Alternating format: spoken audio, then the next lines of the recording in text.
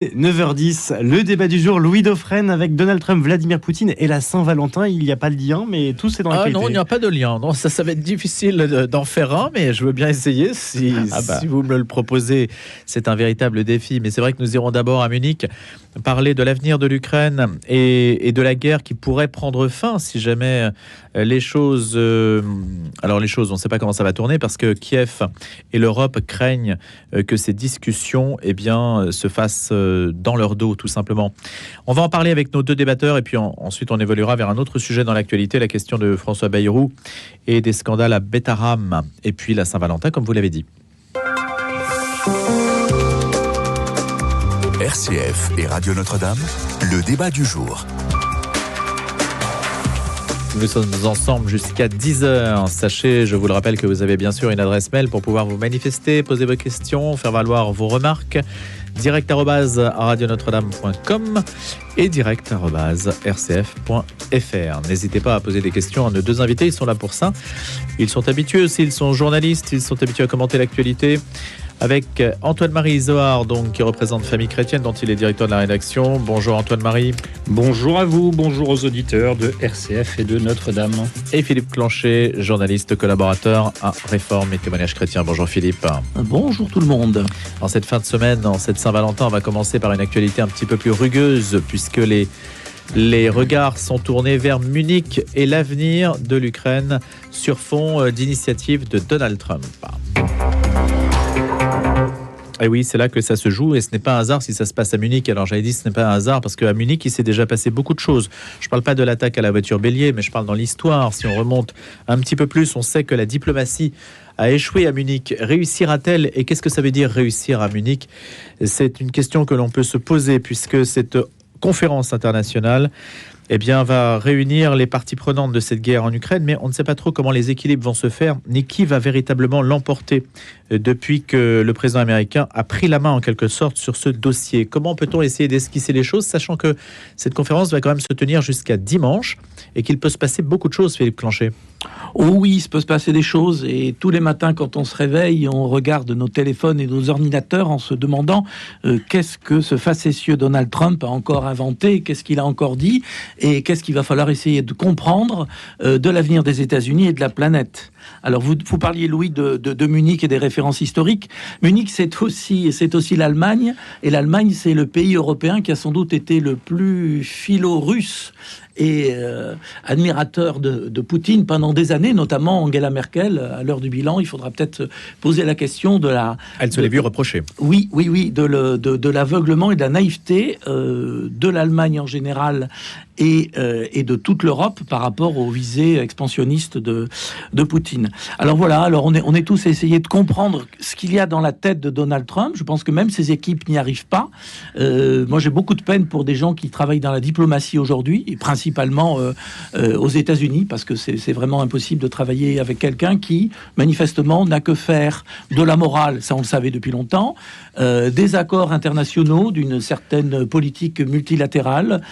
Il avance tout seul et maintenant il découvre qu'il a trouvé un nouvel ami de la paix, puisqu'il paraît qu'il a déclaré que Vladimir Poutine avait un véritable désir de paix. Donc voilà, je ne sais pas qu'est-ce qu'il faut faire de cette information-là, mais c'est un petit peu inquiétant pour beaucoup de gens. On ne peut pas le créditer de vouloir mettre fin à ce conflit, Antoine-Marie Zohar? Je vais nuancer un petit peu, enfin un tout petit peu, histoire qu'il y ait un tout petit peu de débat, parce que je suis forcément à peu près d'accord avec mon confrère, mais sur la folie du bonhomme qui nous propose des trucs incroyables. Enfin, il suffit de se rappeler il y a quelques jours à peine quand on s'est levé. Et je consonne à ce que dit Philippe. Le matin, décalage horaire aidant, depuis un mois à peu près, on a tous des alertes du matin. Trump a fait ci, Trump a déclaré ça, Trump. Donc c'est infernal. Ben, vas-y comme ça. Ça a été analysé, une politique de saturation de l'espace médiatique. On en est là. Il faut noyer en fait l'espace. On en est là et on en a un peu ras-le-bol chaque matin. Donc on passe à autre chose. Et la Saint-Valentin est un bon échappatoire. On en parle après. Trêve de plaisanterie. Il avait promis de régler le conflit en 24 heures. Et je pense que les 24 heures, on vient d'y assister en fait. Et on n'avait peut-être pas tout compris. En 24 heures, il a réussi à dire à l'OTAN, aux Européens, surtout aux Européens d'ailleurs, qui se sentent déjà gros gens comme devant, qu'il allait falloir assumer le travail de règlement civil et militaire, donc sur le sol ukrainien de ce conflit, dont il va s'occuper lui, mais dont il refuse visiblement de mettre, pour lequel il refuse de mettre les mains dans le cambouis jusqu'au bout, c'est-à-dire de s'engager pleinement en disant ben non, il n'y aura pas d'Américains sur le sol ukrainien, par exemple, c'est à vous de vous y rendre. Ben évidemment, on habite à côté, mais ça paraît plus complexe que ça. Et puis, au niveau financier aussi, de toutes les finances, enfin l'économie qui va être évidemment modifié, tout l'équilibre qui va être modifié par cet accord s'il a lieu. Et puis l'autre aspect, c'est en quelques heures à peine ce coup de fil d'une heure et demie avec Vladimir Poutine qui a surpris tout le monde, qui n'est pas complètement incohérent. C'est-à-dire qu'effectivement, il y a un moment où il faut qu'ils se parlent. Donc ça, on ne peut pas non plus ne pas se réjouir qu'à un moment, il y ait un dialogue. On se souvient très bien ici, c'était un 8 décembre. Je pense que sur l'antenne de radio de Notre-Dame, RCF, on s'en souvient aussi, puisque ce qui devait être la réouverture de Notre-Dame a été aussi quand même un moment diplomatique intense pendant quelques heures. Moi, pour avoir été sur des plateaux télé à l'époque, venu comme directeur d'un hebdomadaire catholique, confier la joie de voir être rouverte une cathédrale en disant quelques symboles spirituels. Paf, il y a Trump qui a débarqué, il y a Zelensky qui a débarqué, et puis là, on est parti pour 3-4 heures de diplomatie. Bon, après, on a retrouvé la cathédrale, enfin, vous connaissez la suite de l'histoire. Mais voilà, il s'est passé quand même quelque chose d'incroyable dans ce dialogue entre Volodymyr Zelensky, et Donald Trump.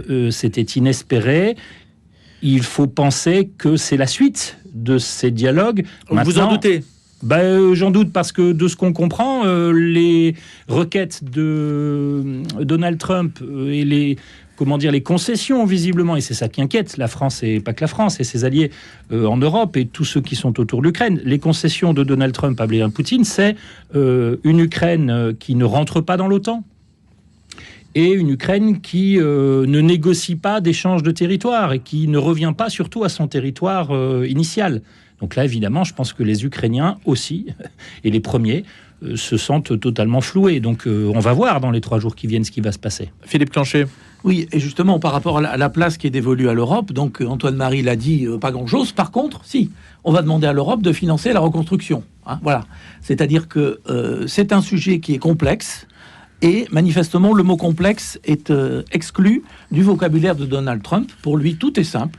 Comme un enfant de 12 ans, il y a 2 personnes qui se battent, et bien on va les mettre ensemble, et puis on va trouver une solution en 5 minutes. Voilà. Donc ça veut dire que les gens qui posent des questions un peu compliquées, du style le territoire, qu'est-ce qu'on fait ? C'est pas grave.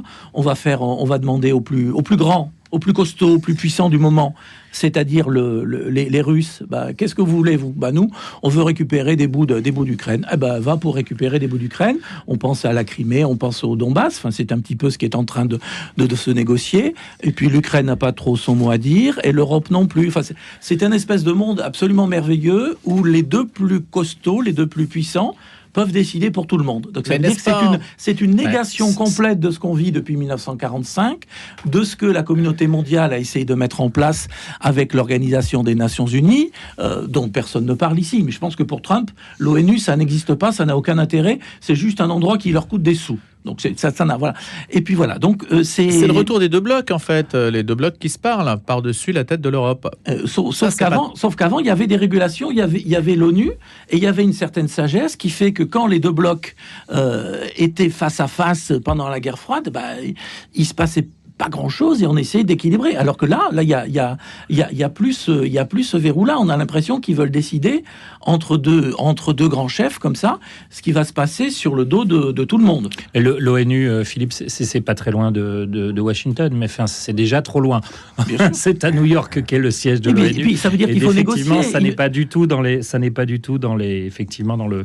spectre visuel de Donald Trump, qui semble faire totalement sans l'ONU. Totalement d'ailleurs, ou presque, sans le reste de l'OTAN, sans les Européens, enfin voilà. Oui, je ne l'ai pas dit tout à l'heure, mais effectivement, c'est l'absence d'adhésion à l'OTAN aussi qui est une vraie préoccupation. Si Kiev ne peut pas adhérer à l'OTAN, qui est quand même sa requête depuis le début et qui est quand même l'un des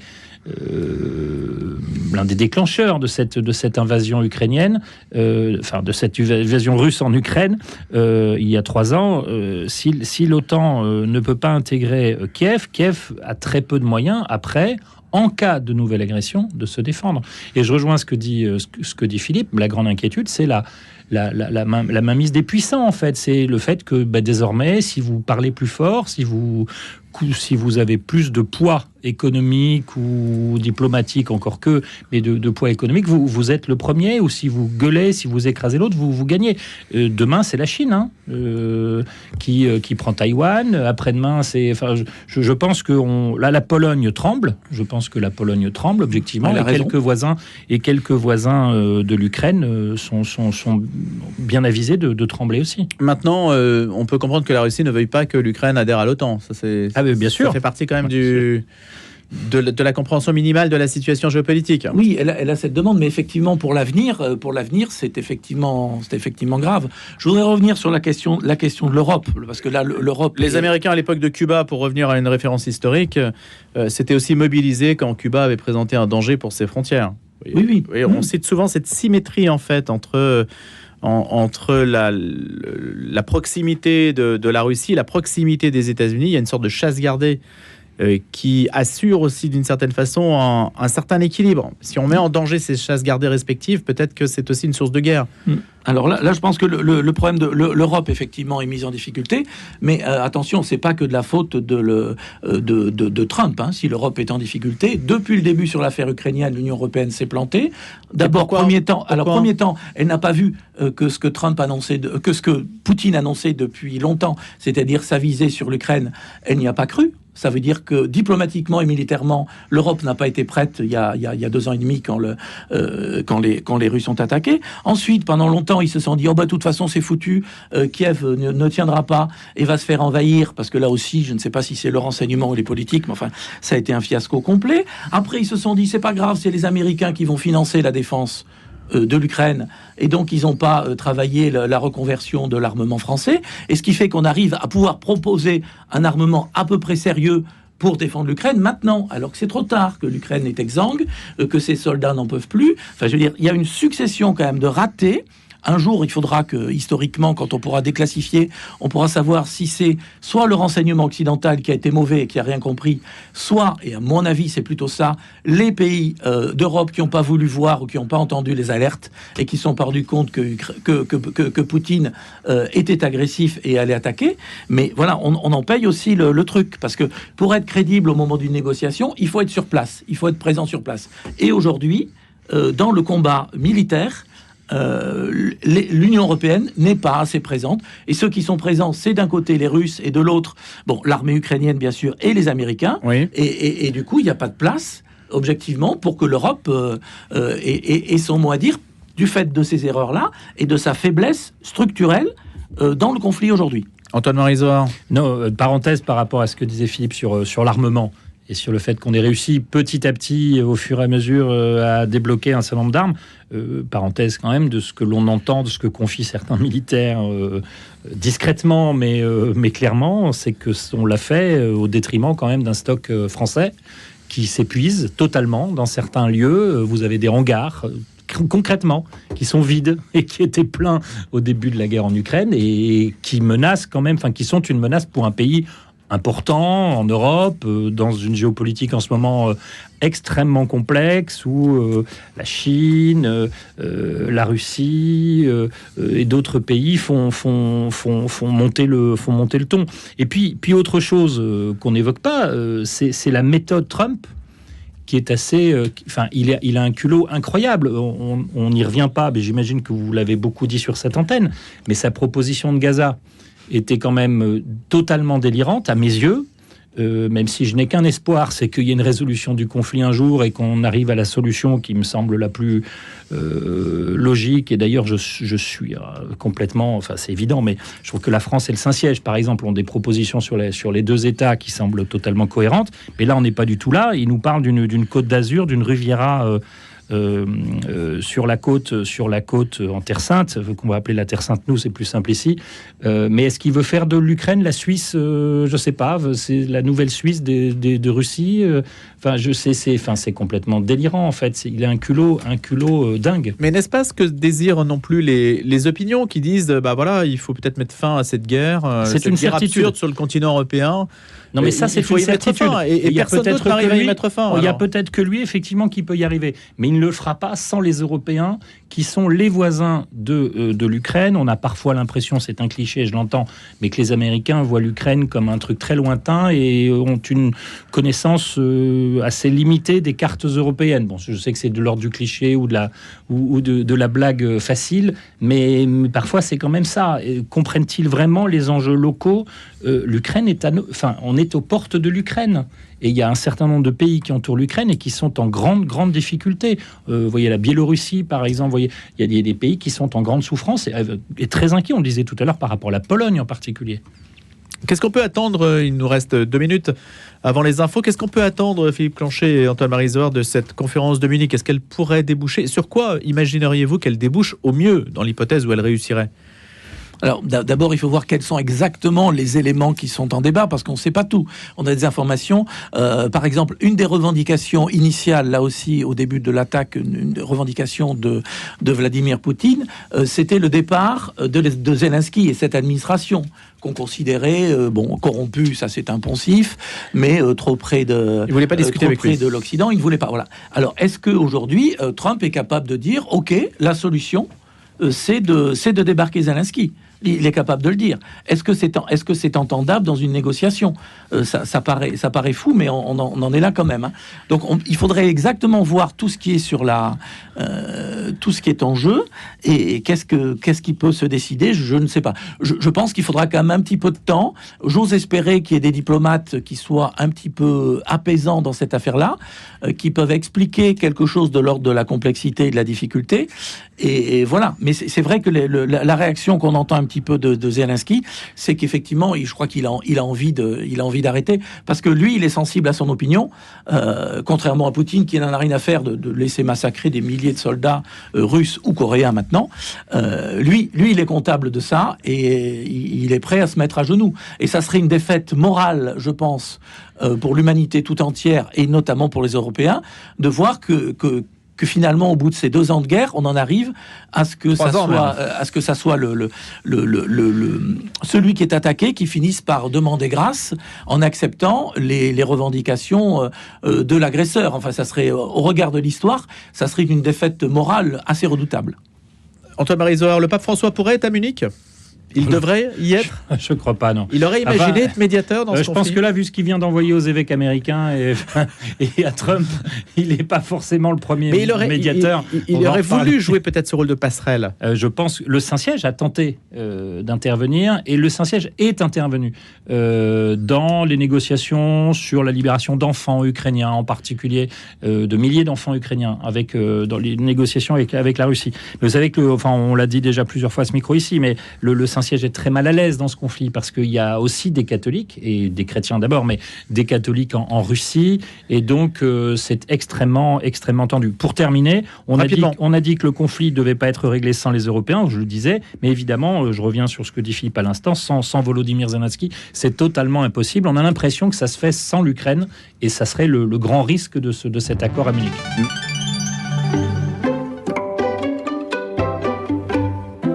Mains ouvertes, un appel de la Fondation Notre-Dame. Bonjour, je suis Julie, chargée du suivi des projets à la Fondation Notre-Dame. Ce mois-ci, je vais vous parler de Gabriel. À 54 ans, Gabriel, ancien restaurateur, se bat pour reconstruire sa vie après avoir tout perdu en 2020 à cause de la crise du Covid. Licencié, il s'est retrouvé à la rue avant d'être accueilli par une association qui l'aide à retrouver une certaine stabilité. Aujourd'hui, Gabriel dispose enfin d'un logement social, une étape cruciale vers la réinsertion. Mais ce nouveau départ reste fragile. Avec des ressources très limitées, Gabriel ne peut pas équiper son appartement.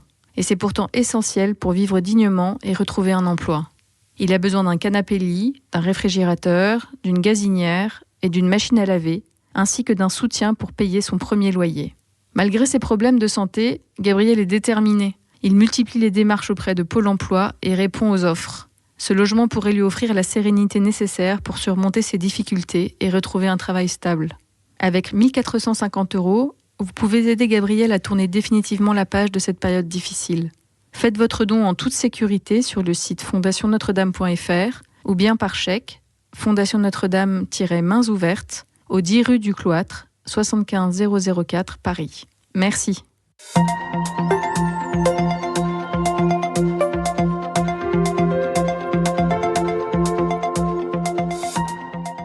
9h30, les infos. Cécile Mérieux, bonjour. Bonjour. L'Ukraine au cœur du sommet sur la sécurité aujourd'hui à Munich. Les réactions européennes se sont multipliées après le choc de l'annonce de l'entretien téléphonique de Donald Trump et Vladimir Poutine. Les pays refusent de voir s'ouvrir des négociations sur l'Ukraine dans leur dos.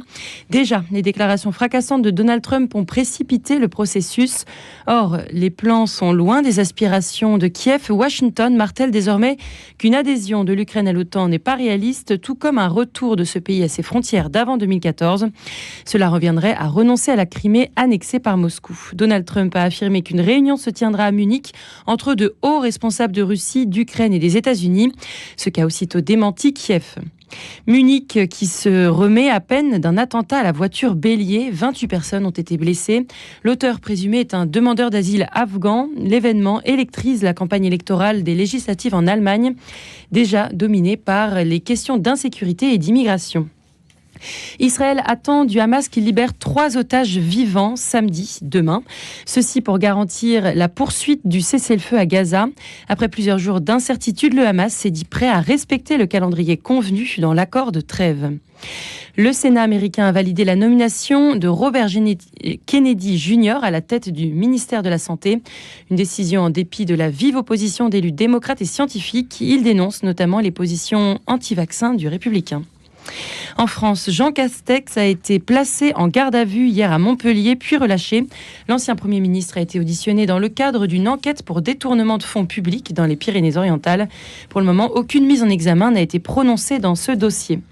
Et enfin, à son tour, Laurent Wauquiez annonce sa candidature à la présidence des LR au lendemain de son rival Bruno Retailleau. Le patron des députés Les Républicains a distillé de petites piques contre son adversaire. Selon Laurent Wauquiez, la France a besoin d'un ministre de l'Intérieur à temps plein. Merci Cécile Mérieux. RCF et Radio Notre-Dame, le débat du jour. Posez vos questions, faites vos remarques, direct@radionotre-dame.com et direct@rcf.fr. Antoine-Marie Zor, Famille chrétienne, et Philippe Clanchet, Réforme, témoignage chrétien. On va parler à présent de Bétharram. Le porte-parole des victimes de violences et agressions sexuelles à Notre-Dame de Bétharram a révélé hier avoir été appelé par François Bayrou, auquel il reprochait de n'avoir pas eu un mot pour ces dernières depuis le début de l'affaire. Ces dernières, ce sont les victimes de cet établissement. C'était un échange franc, sincère, direct, honnête, a-t-il déclaré. C'est Alain Asquer qui s'est confié, donc le porte-parole des victimes, qui a fait 2 propositions au Premier ministre: allouer davantage de moyens au parquet de Pau et puis faire aussi des violences sexuelles une priorité nationale, sachant qu'il y avait une petite polémique qui s'est déclenchée autour du fait de savoir si François Bayrou avait été au courant ou non, dès les années 90, de ce qui se passait dans cet établissement. Antoine-Marie Isoard, Philippe Clanchet. Philippe. Oui, c'est une affaire bien embêtante pour François Bayrou. Pas que pour François Bayrou. À mon avis, c'est une affaire qui éclabousse, en fait, depuis quelques mois ou quelques années, toute la bourgeoisie du Sud-Ouest, puisque Bétharram, c'était quand même une institution très respectable et très vénérée, et toutes les bonnes familles étaient très contentes et très fières de dire qu'elles envoyaient leurs garçons se faire former là, parce que c'était sérieux, c'était les bons pères, et puis là, ça ne plaisantait pas. Enfin, c'était quand même, pardon, mais c'était quand même la menace. Vous et moi, vous avez eu le culot, Louis, ce matin, de rassembler sur cette antenne 2 Bordelais. Vous avez des gens qui mettent des chocolatines dans des poches. Plus sérieusement, gamin, si je me tenais pas bien à l'école, j'entendais mon père me dire: si tu continues, tu vas aller à Bétharram. Donc ça vous terrorisait? Non, mais j'avais compris en tout cas que c'était un établissement très sérieusement. J'avais compris que c'était un établissement très strict. Alors le très strict, là, voilà. On découvre maintenant. Bon, on découvre qu'il y avait des violences, qu'il y avait des brimades. Voilà. Il y a quand même une première condamnation. Alors pour violence. Alors là, on parle pas d'atteinte sexuelle. Pour violence en 1996. Voilà, un surveillant général qui est condamné. Après, il y a un prêtre qui est mis en examen pour accusation de viol en 1998. 1998. 98. Donc c'est quand même une très très vieille affaire. C'est pour ça que le Premier ministre est quand même largement condamnable de dire qu'il n'est pas au courant qu'il y a des soucis. Parce que en 1996, c'était l'incident, un des fils de François Bayrou était quand même dans la classe du gamin qui a été frappé. Donc voilà. Donc, non, mais il peut pas découvrir aujourd'hui qu'il y a un grand souci vis-à-vis de Betaram et de le présenter comme ça devant la représentation nationale, c'est d'une maladresse quand même assez redoutable. La question, c'est l'utilisation qui est faite de cette affaire, qui arrive de façon assez surprenante maintenant, quand l'affaire est connue depuis un an. Pourquoi est-ce qu'on n'a pas posé même la question au maire de Pau, ancien ministre de l'Éducation nationale, puisque c'est à ce titre qu'on lui pose la question. Pourquoi on ne lui a pas posé il y a un an, en fait? Alors on la lui pose maintenant qu'il est Premier ministre. Maintenant que ce catholique, soi-disant, enfin du moins annoncé, dit moi je voterai pas, je veux pas de projet de loi unique pour la fin de vie, je suis attaché à ma foi catholique et il ne le cache pas.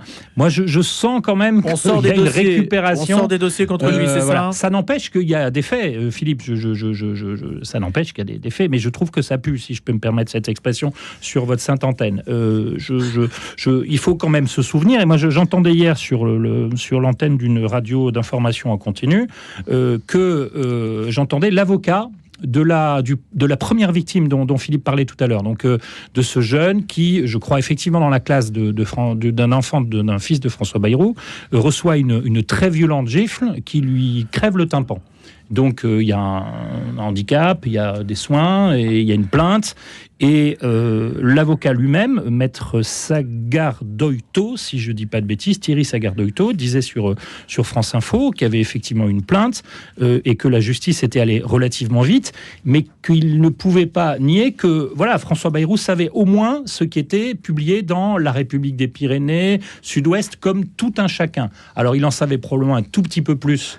A-t-il été après, 2 ans plus tard, dans le déni, comme beaucoup de catholiques aussi, et comme beaucoup de parents, catholiques ou pas d'ailleurs, quand il y a des affaires qui naissent, que ce soit dans l'église ou ailleurs, dans le sport, la justice, l'éducation... quelle a été son attitude à l'époque? Moi, je trouve que ça pue un peu de revenir et de faire une espèce de révisionnisme sur des affaires qui, il y a 25 ans, 27 ans, n'étaient pas du tout traitées de la même façon. En plus de ça, et je termine avec ça, Philippe, et mon but n'est pas du tout de défendre François Bayrou. C'est-à-dire que je pense que forcément, il savait des choses, et dire aujourd'hui qu'il ne savait rien est absurde, totalement absurde. Il faut qu'il reconnaisse une forme soit de déni, soit d'avoir passé sur des informations, comme beaucoup ont passé à cette époque-là sur ce type d'informations. Mais il se trouve, et ça c'est encore l'avocat du premier plaignant et de la première victime qui le dit, qui n'est pas une victime d'abus sexuels, pas du tout, et qui dit il n'y a aucune trace de François Bayrou dans ce dossier. Et Dezio, quand en 98 explose cette affaire qui lui est reprochée, la question du viol d'un mineur de 15 ans par un prêtre, qui depuis d'ailleurs 3 ans plus tard s'est donné la mort à la deuxième plainte, eh bien à l'époque le ministre de l'Éducation ne s'appelle pas du tout François Bayrou. Il s'appelle Claude Allègre et il est socialiste. Alors, est-ce qu'on ne ferait pas aussi... François Bayrou était ministre jusqu'en 97, donc il a pu avoir... Et donc en 98... au moment où... Mais pas de la deuxième, pas du deuxième qui lui est reproché, et qui est surtout... on parle pas de la claque c'est une chose. Alors parler de claque à François Bayrou, pardon, mais j'avoue, je suis étonné que d'ailleurs personne n'en parle. Elle était petite, la sienne. La sienne était un peu petite, mais on se souvient quand même qu'il avait foutu une petite baffe. Ça l'avait fait beaucoup monter dans les sondages. Oui, chez certains, oui. Mais ce qui est étonnant, Philippe, c'est que quand il était ministre de l'Éducation nationale, donc c'était à l'époque du gouvernement Chirac, une question aurait pu lui être posée sur ce sujet. Alors, à la vérité, je suis d'accord avec Antoine rien n'a Marie, été fait à l'époque. Parce qu'à l'époque, c'était malheureusement pas du tout à l'agenda de la société. Voilà, c'est en ça qu'on revoit l'histoire. Par contre, moi, ce que je voudrais revenir, c'est ce que s'est passé plus récemment quand même, parce que entre temps, il s'est passé des choses dans la société française. Donc, il y a eu le rapport de la SIAZ. Je vois que une des victimes a été indemnisée par la CRR, la Commission Reconnaissance et Réparation 2023. Donc là, on parle de notre époque. Ouais, bien sûr. Et là, rien ne bouge. Et il y a quand même quelque chose de symbolique, c'est-à-dire qu'à ce moment-là, ni l'Église, ni les autorités de Betaram ne font ce qui se fait maintenant généralisé, c'est-à-dire un appel à témoignage public. Et de dire, donc Philippe, on va bien au-delà du cas Bayrou, en fait. Oui. François Bayrou, c'est de l'opportunisme politique, et on est d'accord qu'il y a plein de gens... Je finis là-dessus. Et donc, en fait, si tout ça s'accélère grandement, c'est à partir de décembre 2023, non pas parce que les autorités ecclésiales ou de l'établissement se bougent, mais parce qu'il y a un groupe qui se crée et parce qu'il y a un phénomène type la parole libérée. Mais encore une fois, ce sont les victimes qui lancent un appel et pas les autorités. Et ça, c'est tragique parce qu'on est en décembre 2023, ça veut dire tout ce qui s'est passé, toute la vague de la SIAZ n'a toujours pas été comprise. Et là, il y a un raté et dont le diocèse et l'enseignement catholique et l'établissement sont quand même comptables. Et je voudrais dire, alors sur le cas de François Bayrou directement, il y a deux choses qui peuvent lui être reprochées aujourd'hui. La première chose, c'est qu'il n'a pas fait ce que le Vatican demande maintenant depuis des années auprès des autorités religieuses, c'est d'abord dans tous ces sujets de parler des victimes. Avant de donner aucun argument de type juridique ou de type historique, il faut dire d'abord un mot pour les victimes. Manifestement, il ne l'a pas fait à l'Assemblée. Il essaie de se rattraper maintenant en appelant l'avocat, mais à la limite, c'est trop tard. Normalement, on doit s'occuper d'abord des victimes.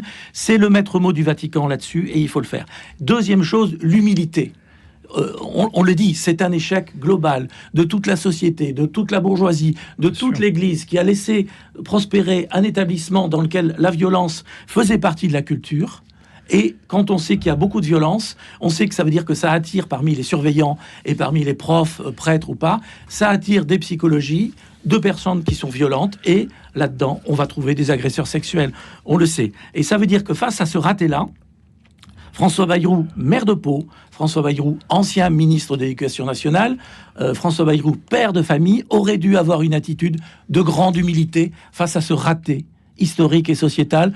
C'est toute la société qui a raté. Il est en responsabilité. Il doit dire oui, nous avons failli collectivement. Et je pense que s'il avait dit pensons victimes et s'il avait dit humilité, il n'y aurait pas aujourd'hui de scandale. Évidemment, Mediapart fait son travail et préfère enquêter contre le Premier ministre en place au moment où il est en place. C'est le jeu médiatique, on peut le déplorer, mais c'est comme ça. Mais en tous les cas, la défense de Bayrou à l'Assemblée est mauvaise. Ses conseillers, c'est incroyable qu'il ne se soit pas préparé à cette attaque-là. À partir du moment où Mediapart travaille, on se prépare, on se défend intelligemment. Oui, Philippe... Ils ne l'ont pas fait. En termes de communication, c'est un raté énorme. Antoine-Marie Zohar. Je suis d'accord avec vous, Philippe, sur le raté collectif. Il y a une faillite collective, mais au moment où vous avez une attaque personnelle, il est quasi impossible de répondre collectivement par l'erreur collective. En plus, c'est complètement remettre la faute à d'autres. Mais on est d'accord qu'il y a une faillite collective. D'ailleurs, moi, je cite Alain Esquer, qui est le porte-parole des victimes de Notre-Dame de Bétharram, mais qui est d'ailleurs celui qui est le plus posé dans cette affaire depuis le début, parce que c'est par lui qu'arrive le scandale, entre guillemets, mais enfin, pas le scandale, parce que lui, juste apaise un peu les esprits et dit oui, je regrette que François Bayrou ne reconnaisse rien du tout, parce qu'on sait qu'il sait des choses, ou qu'il savait des choses. Mais il dit cette phrase que je trouve extrêmement intéressante: tout le monde a dysfonctionné, en fait. François Bayrou, là-dedans, n'a pas fait mieux que les autres. Voilà. Et de fait, on revient exactement à ce qu'on vient de dire, il y a une faillite collective, mais je crains que politiquement, quand vous êtes le Premier ministre de la France depuis quelques semaines, que vous êtes menacé de tomber à toutes les demi-heures ou à toutes les propositions de loi, toutes les motions de censure, vous réagissez peut-être pas forcément de façon très très équilibrée. Mais voilà, je pense que cette faillite collective, il faut la reconnaître.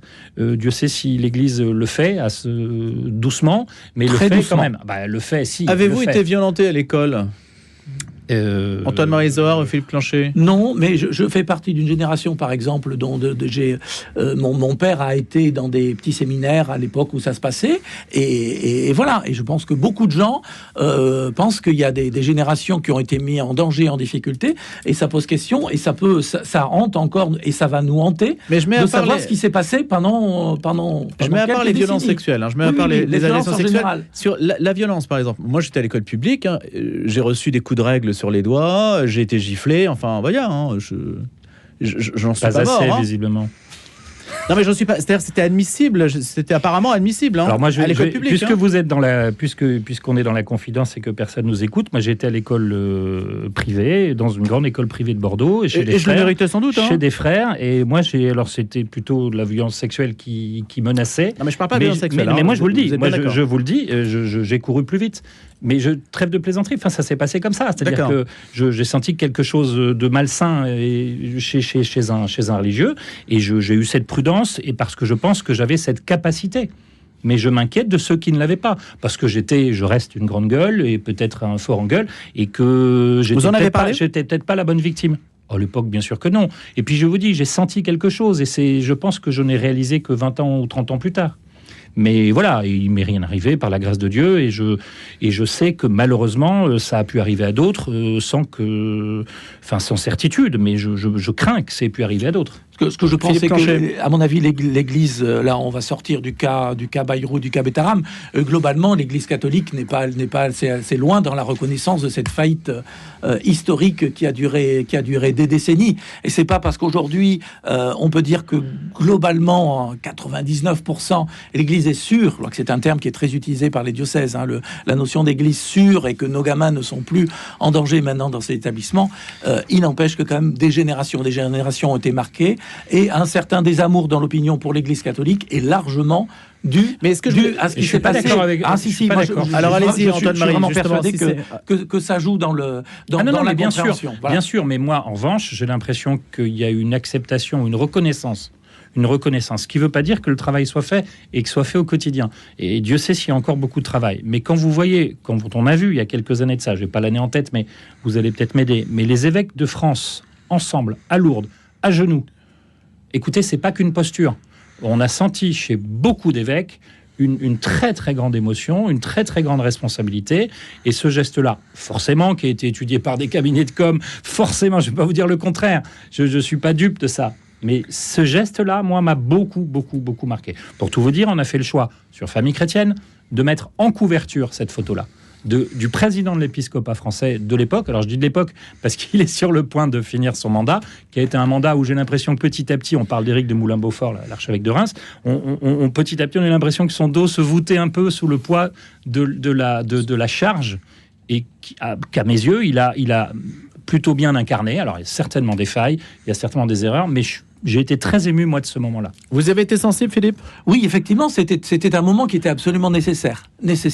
Il a été vécu. Je pense qu'il y a beaucoup de victimes qui ont trouvé on pourrait se mettre à genoux tous les 6 mois. Le problème, c'est que c'est pas suffisant et que ça continue, et qu'il y a encore des diocèses où, faute de prêtres, on continue à déplacer des gens qui sont pas clairs. Enfin, il y a encore beaucoup de communautés religieuses dans lesquelles on cache à la justice des gens qui devraient pas être cachés à la justice. Et voilà, donc il y a encore des pratiques qui montre que tout le monde n'est pas dans cette logique d'humilité complète, et il faut le redire. Et chez les catholiques, il y a un petit vent qu'on entend aussi dire « Ah, c'est bon, la pédophilie, on en a parlé, maintenant on n'en parle plus, on passe à autre chose ». Non, on ne peut pas passer à autre chose tant qu'il y a des gens qui souffrent, tant qu'il y a des réalités, et tant que ça marque grandement les relations entre les catholiques et l'Église catholique et la population française. Il faut donner des gages à tous les Français aujourd'hui de dire ce qu'est l'Église catholique et ce qu'elle reconnaît comme responsabilité majeure, notamment à une époque où elle dirigeait les âmes et les consciences, notamment de la jeunesse à travers ses internats. Je pense qu'il faut que ça soit encore très très clair, et que c'est pas suffisamment quelques gestes, aussi beaux soient-ils que celui des évêques à Lourdes, qui vont résoudre cette tension-là. Ma question, au-delà, je le répète, et je mets à part les violences sexuelles, simplement sur le rapport à la violence. On dit on est dans une société de plus en plus violente, etc. Est-ce qu'on n'est pas plutôt dans une société qui récrimine ou qui fait parler de plus en plus les souffrances liées à la violence ? Donc il y a effectivement une parole qui se libère de ce point de vue-là. Et à une époque antérieure, ces violences étaient, où qu'elles fussent, elles étaient beaucoup plus intégrées dans la logique j'allais dire habituelle de la société. C'est ce que j'ai dit tout à l'heure, aussi bien en public que dans le privé. Finalement, c'est parce qu'aujourd'hui on s'est déshabitué des phénomènes violents institutionnels qu'on ne les supporte plus de les regarder dans le passé. Oui, est-ce qu'il n'y a pas cette idée, ce rapport à la violence qui a complètement changé ? Demander aux gens qui travaillent à la Civis et qui travaillent sur l'inceste en France ces 50 dernières années, il y avait quand même une violence très forte dans les familles et dans les institutions, dans les institutions, et qui est quand même pas belle à voir aujourd'hui. Donc il faut. Je dis pas que c'est beau à voir. Je dis simplement, je dis pas que c'est beau à voir. C'est le décalage qui existe entre la perception que l'on a et puis le fait d'en parler au moment où on le vit. Et si souvent on en parle après, c'est parce que ce que l'on a vécu, en fait, on l'a peut-être intériorisé comme quelque chose de banal, d'admissible, et c'est après seulement qu'on mesure qu'il y a un décalage. Et j'essaie de trouver une explication. Par ailleurs, mais c'est ce qu'on disait tout à l'heure, de fait, mais. Non, mais à propos de la fête, le fait aussi de regarder l'histoire de François Bayrou et de Betaram avec 25 ans ou 27 ans de retard. Mais n'empêche qu'il faut admettre ce qui a pu se passer. Et là, on sent que François Bayrou, à un moment ou l'autre, va devoir dire dans les jours qui viennent, je savais. Est-ce qu'il savait? Mais parce que ce qui est perçu comme violent à un moment était perçu comme un geste d'autorité. Oui, ça, il faut peut-être qu'il puisse le dire. C'est pour ça que je vous parlais dès le début de déni. Et le déni qu'on a connu dans des familles, je ne vais pas se rappeler l'affaire Prénat. Combien de jeunes abusés scouts par Prénat, que j'appelle plus le père Prénat, j'ai vraiment un mal fou. Et puis de fait, il est plus prêtre, et puis voilà. Et maintenant, il est devant son Seigneur pour le jugement. Mais voilà, là aussi, on sait qu'il y a eu une omerta totale. Donc pourquoi finalement François Bayrou, alors c'est plus grave encore parce qu'il était responsable politique, qu'il a été ministre de l'Éducation, mais pas au même moment, qu'il a eu des charges très importantes dans la région et des responsabilités, il était regardé, il a visité Bétharram à plusieurs reprises, il y a des images qui le prouvent, et des discours, il avait une certaine amitié visiblement avec tel ou tel des religieux, donc ça pose beaucoup de questions. Il y a un moment, il va falloir qu'il dise quelque chose, je pense qu'il n'a pas le choix. Qu'est-ce que vous attendez qu'il dise comme parole ? Je savais. Antoine-Marie Zorin. Je savais, mais je n'ai pas réalisé. Ça paraît difficile puisqu'il a dit qu'il ne savait pas. Oui, écoutez, il y a des grands responsables politiques qui sont revenus sur leur déclaration. Oui, en tous les cas, une posture d'humilité et pas de défense. Ouais. Là, on a l'impression qu'il est en train, quand il veut attaquer en diffamation, il veut défendre son honneur. C'est pas la question. La question, c'est qu'il y a eu un scandale et que l'opinion ne s'intéresse pas aujourd'hui à l'honneur de M. Bayrou, mais effectivement à ce qu'il savait et ce qu'il peut faire. Il y a un autre partenaire qui est très silencieux là-dessus, c'est le diocèse de Bayonne. Vous avez entendu le diocèse de Bayonne depuis quelques mois parler de Bétharram alors que tous les jours il y a des nouvelles victimes qui sortent? Non, on les entend pas.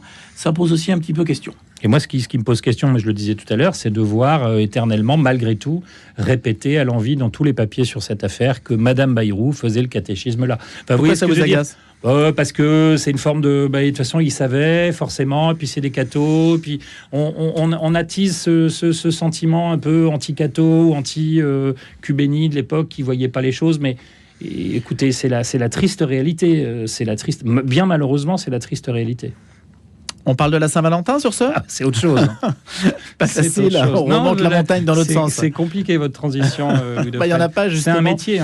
Écoutez, oui, mais parfois il faut savoir ne pas en faire, justement, parce que je me demande s'il y a un lien entre les deux, bien sûr. Alors la Saint-Valentin, on peut s'en amuser, dire c'est une fête commerciale qui, ça on connaît le couplet sur ce côté-là, et l'opportunisme commercial que cela représente. Plus largement, sur une antenne comme la nôtre, c'est plutôt de se dire comment parler peut-être de l'amour avec un grand A aujourd'hui? Comment peut-il s'exprimer, éclore dans une société marquée par la violence, par ce qui représente aussi des formes de scandale?